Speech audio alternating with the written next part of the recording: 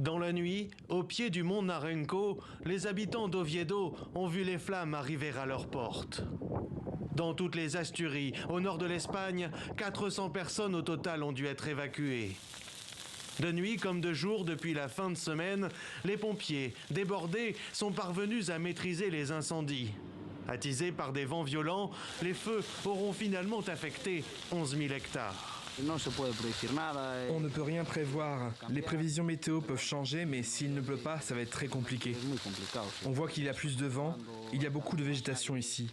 On nous dit que le feu a même traversé la route. C'est inattendu. Des vents secs et violents venus du sud, une sécheresse inhabituelle due au réchauffement climatique, un cocktail hautement inflammable dans cette région réputée pour sa végétation et ses forêts. Ses habitants, pourtant, n'y voient pas de coïncidence. Ce sont clairement des incendies intentionnels. Je ne sais pas dans quel but ils le font ou s'il y a quelqu'un derrière qui en veut après le bois ou quelque chose comme ça. Nous ne savons pas. Mais ce que nous savons, c'est que c'est une ruine totale pour l'écologie, pour tout. Une hypothèse reprise par les autorités locales qui parlent même d'actes terroristes.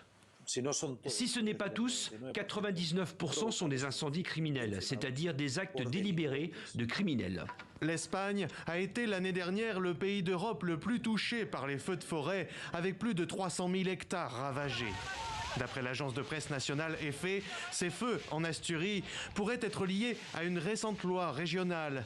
Elle permet aux éleveurs de récupérer pour leurs troupeaux 15 000 hectares sur des terrains brûlés par des incendies.